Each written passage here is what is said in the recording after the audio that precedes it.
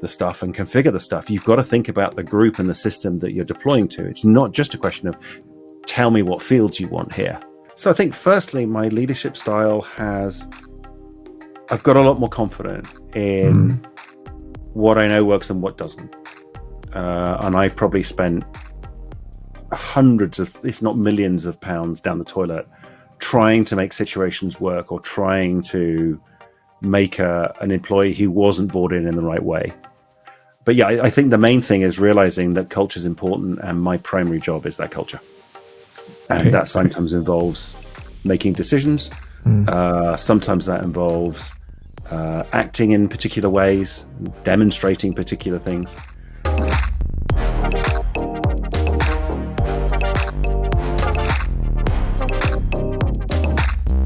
Hello everyone, this is Rohit Gautam, your host from Curiosulus Chronicles podcast. Welcome to the new episode this week. But before we start the episode, I would like to thank Abhyuday Global Coach Circle for their continuous support. If you are looking to get into professional coaching, then please do check out their upcoming programs. And please do subscribe to this channel. My aim is to get to 5,000 subscribers by end of this year, so please help me in achieving my goal. Today's guest is Simon Coles. Simon is co-founder and CEO of a successfully privately held software firm. Now also, in his own words, he is putting 20 years of clean language experience to good use, helping other organizations and individuals be better together. In today's episode, we will delve into practical aspects of active listening, the role of communication in leadership, and the transforming power of dialogue within teams. So let's crack on with that episode. Welcome, Simon. Welcome to Curiosulus Chronicles podcast. Hi, nice to be here. Thanks for inviting me. Thank you. Thanks for taking your time to come into this show. How are you feeling? I'm good, yes. Although I'm glad it's Friday. It's been a very busy week. Yeah, mine has all been pretty busy week. Yeah. So I've done a little bit of intro for yourself, but I just wanted to want to know, a little bit more about your journey and then how you became interested in clean language and what made you incorporate this or integrate this actually into your business? So, I guess in retrospect, it all makes sense sort of thing. But I was your typical, did a master's in information systems engineering, started working for a Lotus Notes consultancy. And did a project that then it was electronic laboratory notebooks, and we then bought that company out, and sort of it became family owned, as it were. And I went down the very typical, I think, realization for a lot of techies that actually it's not about writing code; it's about people. And people working together and so on. And I think, if you go and look at people who founded software companies, quite often it's very unusual for me to be still in charge 21 years later. Now, it does help that I own the thing, but even so, if I was a complete idiot, I would have run it into the ground by now. And but the thing that I realized really very, very early on was, it's all about communication. I'm out there selling. No one taught me how to sell. I didn't really ever want to be a salesperson, but lo and behold, I'm on a plane to the US and trying to convince some people to buy the toy I've written. And that's really where it started. And then you end up in the situation where, there's a team of people behind you. Small team gets bigger, but it's still a small team. And you're going out into the world, and this is pre-Zoom or anything like that. So, Google Maps was a revolution for us, but we were going out and then, and obviously trying to communicate with customers, and then coming back and reflecting that back to the team. And, I've got a couple of really awesome programmers working with us, but you still have to explain to them what the people need, but also maybe some constraints around when you need it. You might also need to sort of, you might have reversed yourself or promised something, So I guess that caused me to realize that communication was really everything. I mean, and I think you can see that now. Anybody can write some software. Yeah.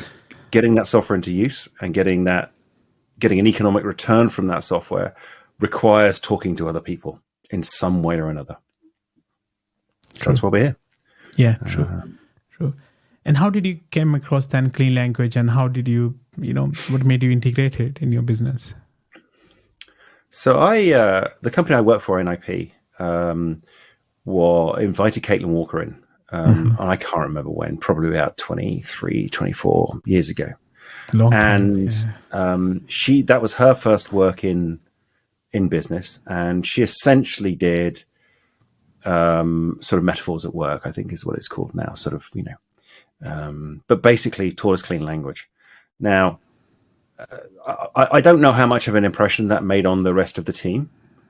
But certainly it made a big impression on me because at the time I was beginning to get on planes and go and try and convince people to buy stuff. And I hadn't really received any other training. It wasn't a company that did a lot of sort of development.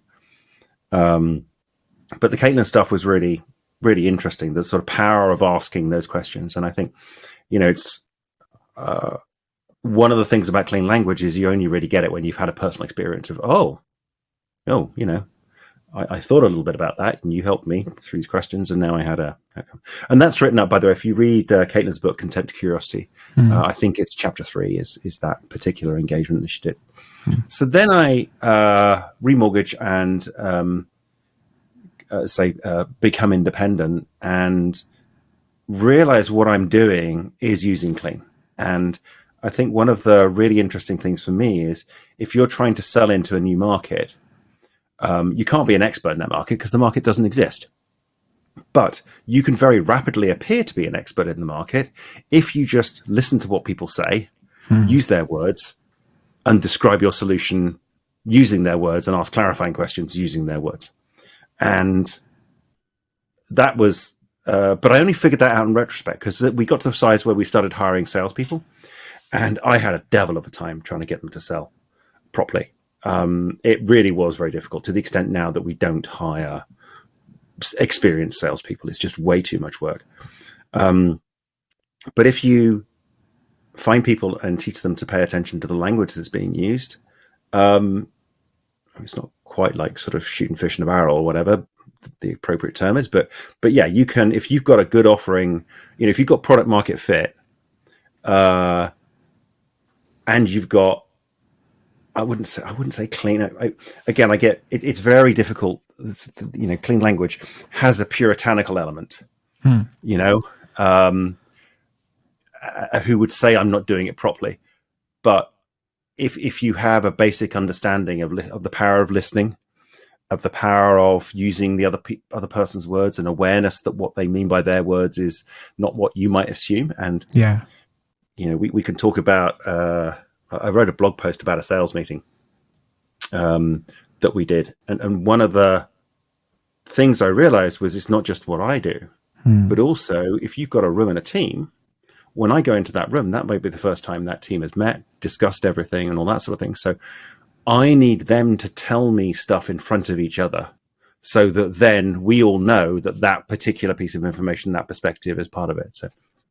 So anyway, I realized I was using clean, so we basically had Caitlin come back in on a sort of bespoke training perspective, just to give us a little bit more clean, should we say, and give that to the new people, and that had a degree of success. I think Caitlin's now gone into systemic modeling, which is her sort of group thing built off the sort of work she did with the needs. Which isn't really applicable to business from my perspective. But that basic clean language, that basic listening, that's what's in Better Conversations. I mean, that's really how Better Conversations came about, is I needed a way of getting those really quite straightforward skills. I mean, it's not rocket science, into our new recruits, with all of the things that comes from having a business that needs those skills, if you see what I mean. So for example, a lot of clean training is, come to my house in 3 months' time, and you can stay the weekend and have lovely food. Well, that's I can't mandate that kind of course. Particularly we went through a period of hiring a lot of working mums and then single mums. You can't say to them, they've got between 9:30 and 2:30 to work. They can't really go more than 20 minutes away from the school gates. And if you want them to actually stay overnight somewhere, it's a logistical nightmare for them. So, that and the other problem with a lot of clean training is it's all quite emergent. They're essentially handmade courses for that moment. And if I want specific behaviors from people, if I want specific skills, I have to know what's going to happen in that session. And, I need for all sorts of things, because at some point you've got to design something that could also be used as part of a PIP or something like that, So anyway, I guess it's just my experience and then trying to encode that. And, but one interesting thing, when Caitlin first came down, she basically said, she did an exercise, 5 senses. And she basically said to me, look, I need a minimum number of people. So at that point, we put our CTO in. And I was not expecting how useful that was. I knew clean was useful in sales. I knew that we could have interesting clean discussions. But the ability for other people who I might task to do something to come back to me with clean questions is very, very powerful. Because I don't have to be precise, if you see what I mean. I can just basically go, blah, this is what I want, sort of thing. And they can then self-serve from me the amount of detail. And, clean is a very, very useful way of, without confrontation, asking clarification, maybe gently pointing out the inconsistencies. What's the relationship between what you just told us now and what you told us yesterday? So yeah, it very quickly became foundational. And I don't know why. Well, I know why everybody doesn't do it, because the training isn't there. The only clean training is systemic modeling, which is, again, not really suitable for business, but also is a team in crisis intervention, or there's coaching, and therapy. And there's no training there for example, if you wanted to, I know you've had your own little journey, but, I can give you 5 1-hour slots, which people can go and sign up on our website now and just have a good time. 5 1-hour slots, and you will come out of that with enough clean language. And we don't really talk about clean when we talk about the course. I mean, it's got clean in it. It's got a lot of clean in it in terms of the underpinnings, but that's not the gig. This is a course where professionals can attend and come out of it better able to converse and interact with their fellow human beings. And yeah. So, like you said, I've been my journey a little bit, not as advanced as you, but I've been into my journey, and then I'm doing this journey as well with better conversation starting next week. So cool. I'll put the description. I'll put the link in the description for this as well, because this is why my invitation to you here was to to understand how did you use this in your own day-to-day business, right? I believe your company name is Amphora Research Systems. And what does this company does?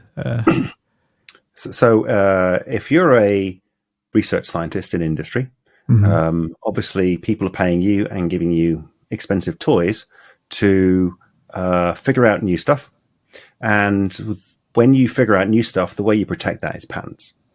Okay. And an interesting artifact of the US versus the European legal system is that in most of the world, I think, letters patent were originally granted by the king.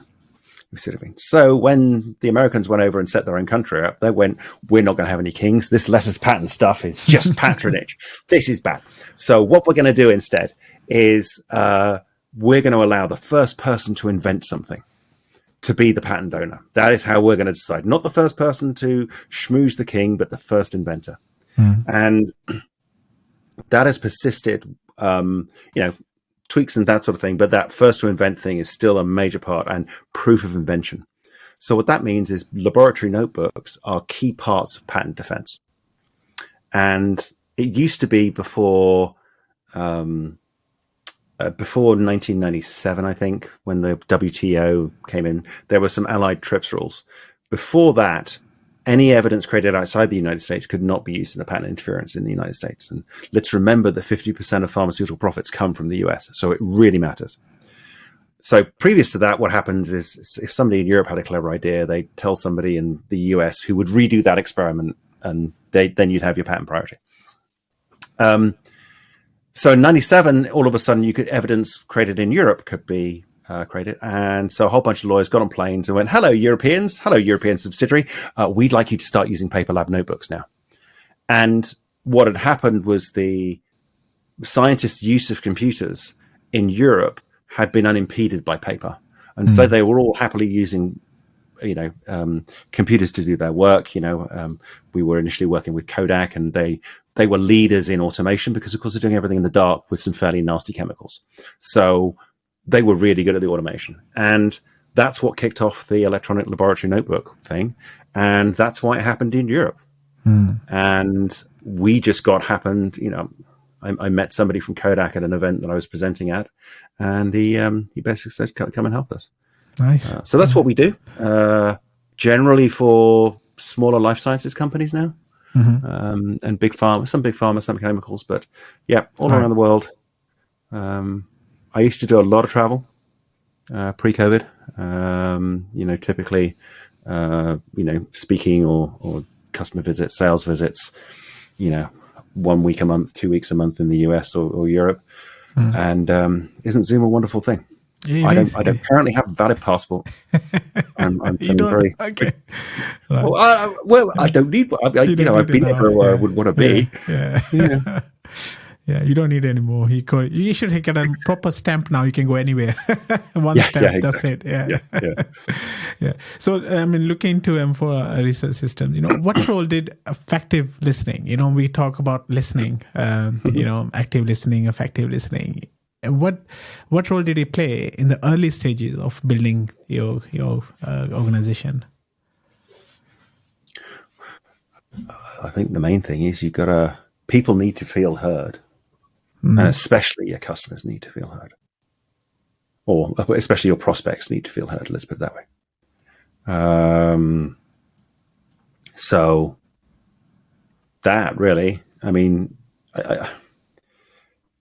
there is a great risk, particularly with technologists, that they omit the true needs of the customer. And particularly in complex situations where the customer is not speaking with one voice. That is, that's interesting, And again, it's a very techie thing. It's like, well, I'll do it when you tell me what you want. Don't change your mind. Well, that's kind of a cute attitude, but really, if you want to make any money, be able to go into the team who are still fighting over what they need to do and help them iterate towards the solution. So we still do a lot of things which are weird compared to our industry partners. One thing is we don't charge for consultancy. We view consultancy as really an opportunity to understand what they really want rather than just our packaged product. The other thing is that everything is geared, a lot of packaged software that people might be familiar with, particularly sort of what I call enterprisey software, stuff where the market's quite small, but it's quite unique. There will be an element of customization. And a lot of people will do the customization before the users start using the software. We get you to put 20 or 30 experiments in, and then we will customize it, which is part of, I think it was Peter Senge or someone, probably got his name wrong, the fifth discipline basically said something on the lines of, if you want people to collaborate, you need a prototype. So get them to put some documents in, and then together we will customize the system. And, there's some technical things that we did to make sure that nothing's irreversible in terms of that customization. But that kind of approach of realizing that if you want them to use the stuff and configure the stuff, you've got to think about the group and the system that you're deploying to. It's not just a question of tell me what fields you want here. It's a question of allowing that group to converge on a common understanding of how they would like to work. And that's particularly important in respect to lab notebooks, because what's happening with paper lab notebooks, of course, is I have my paper lab notebook. I go into the lab, I do my work. Generally, I'm just writing stuff down, and probably no one ever reads it. The witness might read it, but that's it. It's never going to get read until the lawyers care. Whereas an electronic system, all of a sudden we have the ability to be more structured in how we work, and people are likely to read it. So all of a sudden, you've now got quite a lot of emotions going on, because people who were very much used to working privately and then presenting their results are now having their real-time notes visible. And again, you've got to be able to pick up those concerns. Yeah. And quite often it'll be very, very subtle. It'll be you'll get a thing expressed which sounds reasonable. Oh, it's too laborious to use or something like that. But what they're really saying is they're psychologically uncomfortable about something. You mentioned listen to the customer, because the customer don't have one voice. What do you mean by having that one voice, and how this effective listening helps there? I'll give you an example of biotechs who are generally a bunch of chemists and a bunch of biologists. We want an electronic lab notebook. We're one company. Damn it, we should have one electronic lab notebook. That's what we should have, all right? Well, it turns out that chemistry is very structured. Small molecule chemistry is very structured. If you look at their notebooks from sort of 3 feet away, every page looks kind of the same. There's a reaction scheme, few calculations, method, boom, boom, boom, results. If you look at and they will also, those experiments they'll have much more in common, and the rate is often much faster than, say, you might do with a biologist. Okay. Because biology is quite often you're prodding a living system to do something, or you're sticking it in 96 volt plate or something.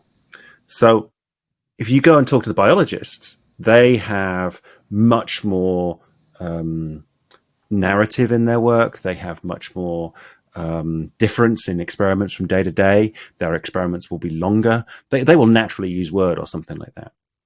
Well, then you have the chemists going to the biologists. You don't work in a structured enough way. You're not professional. You should be working like us. If you haven't templated your work, then you have got no quality. The biologists are looking at chemists and going, you're insane. And aren't you bored doing the same thing every day?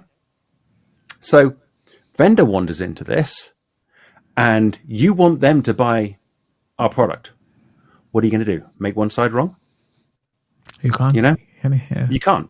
Now, a lot of the sales books will tell you that what you need to do is to find out who's the most powerful and override them. Yeah. Okay, which is okay. That's a very, our competitors, some of our competitors use that approach. It's a very traditional sales approach, but I much rather be a broker of a conversation. I did a lot of systemic modeling training just out of interest, because it's part of a CPD thing. And I was like, I can't do this. I never have a group I can possibly facilitate, because, you can never facilitate a group that you're the leader of, for example. It's just not proper classic facilitation. And then I realized that's what I was doing in the sales meetings, is just teasing that out. And you're bringing some technical stuff in here, and you're you'll demo certain things at certain points and stuff like that. But I think that a lot of techies and a lot of sales is pick a side and conquer anybody inside the prospect that doesn't agree with you. I think we can do better. Okay. Yeah, definitely. Yeah. So I'm curious here now, with your experience, what do you think the common misconceptions are there for listening, active listening or effective listening within the business world? As a leader, what do you think? What are their misconceptions about listening? And I don't. I know there's various sort of listening methodologies, and I don't ascribe to any of them. You see what I mean? I'm very practical, so I don't know any specific sort of tools and techniques. But what I would say is that people remember how they feel. It's true. Okay, they don't remember what you said. Okay, they remember their thought processes as a result of interacting with you. And I think, and I was guilty of this in my late 20s, early 30s, thinking that I would be a success based on what I said. And that is not the case. And, again, typical, it befuddles me, but, typical sales approaches are marketing, developer, a PowerPoint, and then the sales guys must use that PowerPoint. Yeah. I don't understand how that works because, and quite literally, what they're saying when they do that is, dear salesperson, we don't want you to listen. We want you to transmit our message, which it's utterly pointless. Use advertising. You don't need to stick a salesperson. It's something like $450 or something on average it costs you to get a salesperson in front of a prospect. At the very least, that should be an information gathering perspective. And I remember we've always had this perspective that we'll talk to anybody who's interesting because that information will then come back and, it's essentially market research, isn't it? It's that customer interview that you pay a lot of money for. So I think that, and particularly with management and all that sort of thing, I think, we are, particularly in the Western world, obsessed by what we say and not by how we listen and how we make people feel on the other side of the table. To the extent that we ever talk about how we make people feel, it's because we've manipulated them into some way. And again, you can go and read the sales books and you sort of do these fear of missing out or, set your pricing in this particular way or sort of, well, we're quite busy. If you don't order now,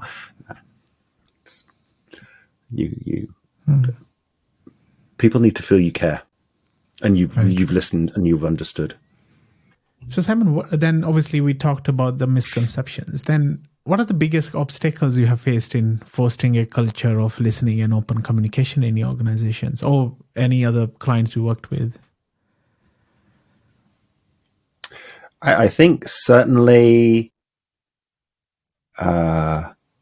pre-pandemic, you can have individuals that will exploit an open culture. If leaders basically just bitch, and I have to say, working remotely has been a very, very positive thing for me. Right, because the opportunity to be a politician, as it were, and start playing silly little games has gone. But I've had some individuals both work very hard to get into my favor, but also behind my back go, oh, you don't need to listen to him. And in a small company, that is extremely dangerous. Yeah. And I mean, part of that was my naive use of some clean stuff. I think I've learned a lot. I think the use, we did a lot based on systemic modeling, and I deeply regret that to the extent that it probably almost killed the company. Well, things like the drama triangle are very, very dangerous because they encourage labeling and position taking. And there's also another curious, Clean has this thing of pattern spotting, where you say, oh, if you did this 3 times or whatever, there's a pattern. You can't pattern spot senior executives because you're making decisions and saying things based on all sorts of considerations. It's one thing, talking to somebody without any other constraints and sort of going, well, you said these 3 things, sort of thing. Aha, I spot a pattern. But sometimes I might be saying things because that's what the policy is. That's what HR is. I am, as an employer, legally prescribed from talking about various things. I can't, for example, express my views about the pensions industry to my esteemed colleagues. Likewise, if you go through any disciplinary, literally, I've got a book that's that big, which says this is how you should communicate with employees under certain circumstances. Or we might make a group decision as a senior leadership team, which I may or may not be 100% behind, but I'm going to go out there and talk about like I am.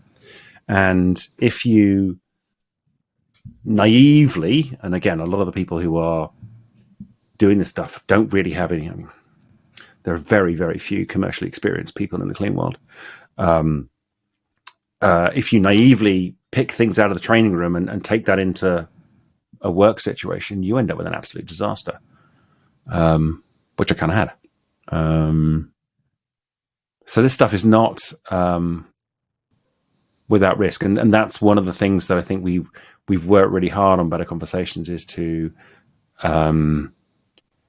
make sure it's safe, if that makes sense. And by safe, I mean both. Shannon has done a really good job of making sure that anything we say is, we sort of hold our hat on, is sort of supported by multiple things. She's done a lot of research, and we would pass, we hope, due diligence on, from, well, in fact, a bunch of academics have done due diligence on us and they're happy. But also safe in that it's robust in use. I think it's very different. And we were at a conference at the Open University last week and talking through this, and there is a world of difference for a trainer to sort of in the training room decide that this is how you should communicate, this is how you should do feedback, this is how you should ask questions, this is blah blah blah blah. That's 1,000 miles away from everyday use in a business, and you really need something that's much more robust at that point, because you're designing for different scenarios or different situations. It's I don't know if you're familiar with sort of production things, but there's a whole science of design for manufacture. It's kind of like, yeah, it's cute, it works on your lab bench, well done, right, now spend 10 times as long making sure that we can build it for the price, gets out to the customers, doesn't die in the supply chain, and survives in the customer's use for at least the guarantee period, if not for a long period of time. They are very, very different things. And I think that's where Better Conversations really came from, was taking the good bits of Clean, the stuff that really does work and useful, into a package where, 6 years later, we've got a fair degree of confidence that this is a repeatably useful set of skills that can benefit any organization that chooses to give it a go. Okay. And then obviously obstacles. And how do you encourage, like, for example, as a leader in your organization, how do you encourage employees who may be less inclined to express themselves? Because not everyone is quite, so for some people, it's not very easy to communicate, right? Or engage more openly because some introverts or whatever, So how do you encourage employees? So what are the, like, there'll be a lot of listeners, leaders who are listening here. So how do you encourage those employees? So I think firstly, I need to be very clear. It's like this conference at the university was full of academics and that sort of thing. I'm thinking, so I kind of said, like, I don't know anything about what you guys are talking about. I mean, I do a little bit, but, no way, David Snowden was there, spoke before us, and it's like, I am not going to open my mouth about complexity around David Snowden. So all I know is how to run small software teams and small startups. Now we're doing the foundation. That's all I know. And in terms of people to speak up, I think a lot of it is psychological safety. Okay. Now, how do you achieve that?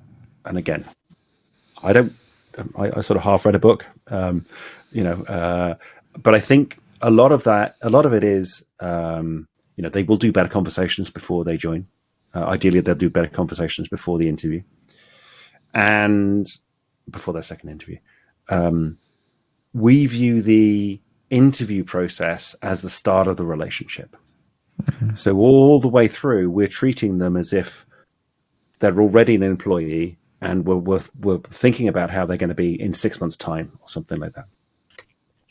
So we will start out as we mean to go on, in terms of making it safe for them to speak and encouraging them. But that safety is also two-way. So it's the freedom to speak and the freedom not to speak. So again, that there is a thing that we had. Again, we learned a lot.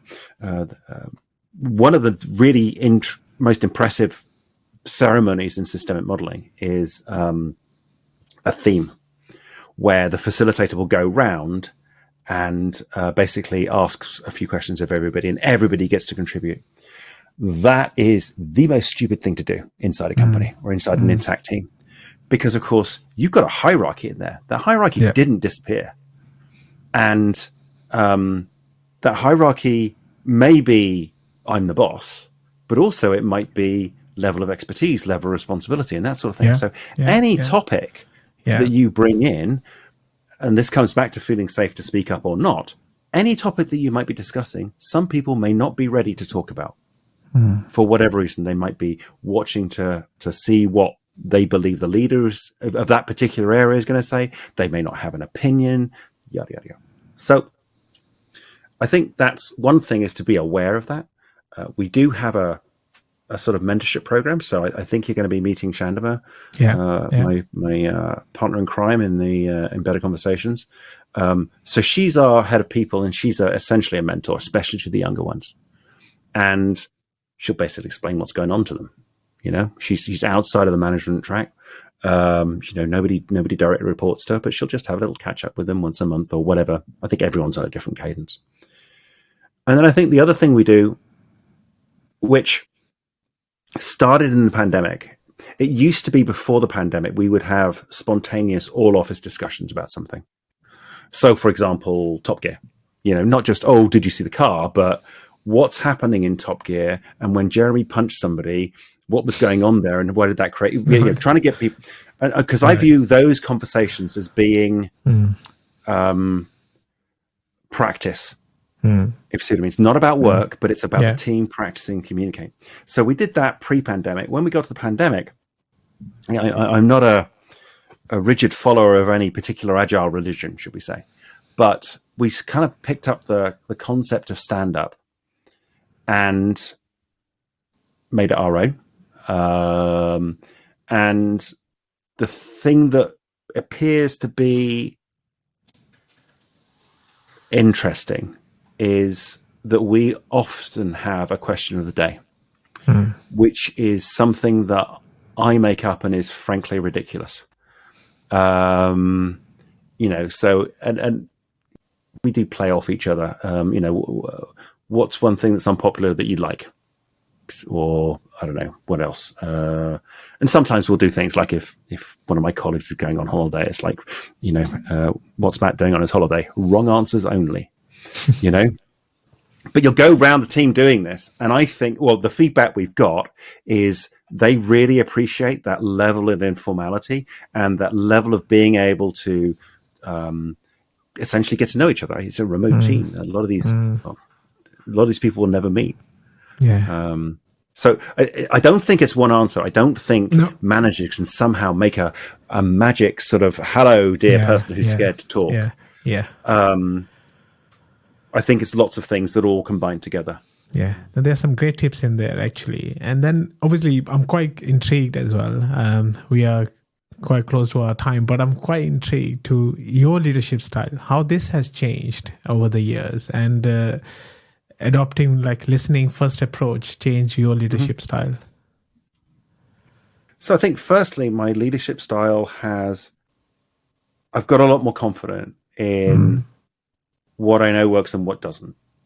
And I've probably spent hundreds of, if not millions of pounds down the toilet trying to make situations work, or trying to make an employee who wasn't brought in the right way work. And I've really come to the conclusion now that either there's a cultural fit, either you're into this or you're not. And we'll screen for that in the interviews. But also, I'm now much more willing to go, this isn't working. And I think that the thing I've learned, I was thinking, if I fire this person or whatever, or invite them to leave or something, everyone's going to think I'm bad. But what I've noticed is the organization breathes a sigh of relief. You can feel it. They knew that particular individual wasn't working well as the team, and they were to some extent anxious about that situation. And me coming in and essentially acting as a leader and going, no, I'm going to protect this culture. They really appreciate that. So, I don't know. I mean, I've always been quite listening and that sort of thing. I don't believe in overtelling people what to do. I'd much rather give you an ambiguous instruction as I possibly can, and give you the most ability to, ask questions, but stop when you've got enough detail, and extract from me what's important. But yeah, I think the main thing is realizing that culture is important, and my primary job is that culture. And that sometimes involves making decisions. Sometimes that involves acting in particular ways, demonstrating particular things. Going back to I only know how to run small companies that I own.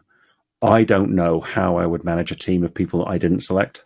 Whoever does that, my hat's, I'm full of admiration. No, great. I don't know if that answers your question, but no, it did, because obviously, like you said, it's your experience, right? This is what we want you to share with the audience. That reminded me of taking tough decisions as a leader. It reminded me, I don't know if you follow football. No. Arsenal's manager Arteta fired Aubameyang when we all. Okay. I'm an Arsenal fan. I was thinking, why the hell are you firing your best player, right? The best striker. Yeah. But it's all he said. I watched that documentary. He said it was about to save that culture, and now I can see the fruits of it, right? The actual thing, why he actually did that at that time, and I can go back to like. When I came to this country, Alex Ferguson was the best manager then. He fired many top stars from his team because he said, that's it, I want to save the culture. So that actually reminded me of that. So good. I think it's really, really important. And I think that as leadership, it's your primary job. And I don't think people who haven't done that role do not understand that. And I've had a lot of heat from a lot of people who would question my decision. They don't even see the cultural decision making. Even if you tell them what you're doing and why you're doing it, it just goes over their heads. But I think it is the most important part of my role. That's a great advice for young entrepreneurs or young leaders who are coming to this industry or becoming leaders in their roles, right? So this is a great advice.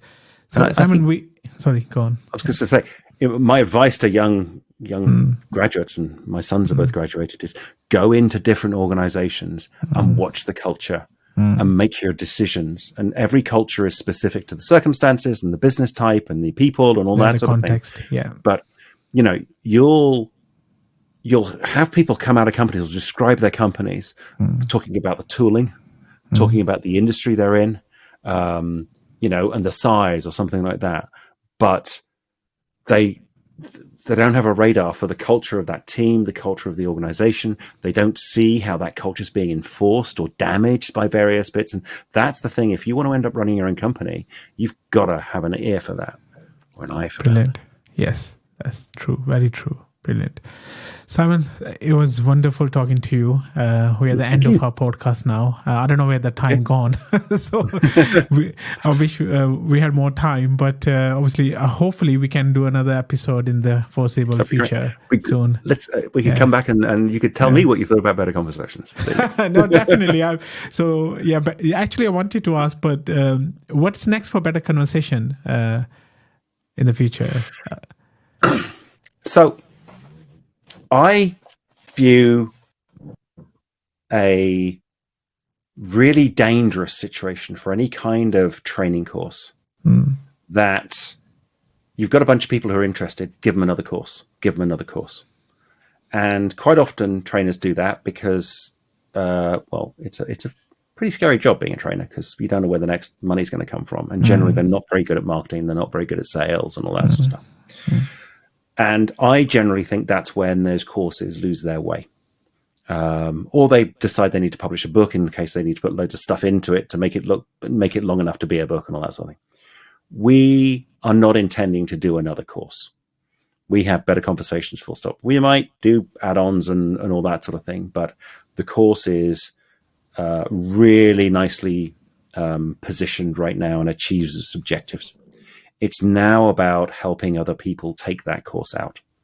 And partly of that is community, because I think a lot of our community are doing amazing things. And I just wish everybody knew what everyone else is doing. That's one of the problems.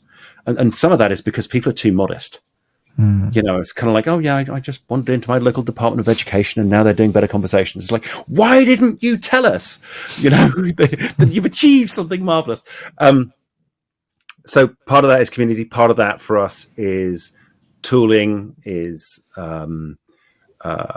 infrastructure to help people who are our partners deliver the course to other people. So we're just about to launch badges, for example, the sort of LinkedIn credentials and that sort of thing.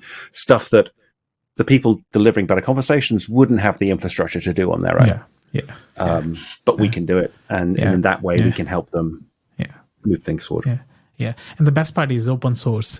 This is why it got me interested as well. And the work you're doing is, is free of charge for those modules. So this is amazing. So listeners, if you want to learn about how to actually communicate active listening, and there's more to it, please subscribe to Better Conversation. I'll put the link in the description. Simon, I'll give you a link. You can put it under there. Yeah. Cool. Okay, brilliant. Thank you very much, Simon. Thanks for your time. Thank you. It's been a pleasure. Take care. Have a good weekend. I'll speak to you soon as well for our next episode, hopefully soon. Okay. All right. Thank you. Take care, listeners. Have a good evening. Have a good weekend. Take care. Stay safe. Bye for now.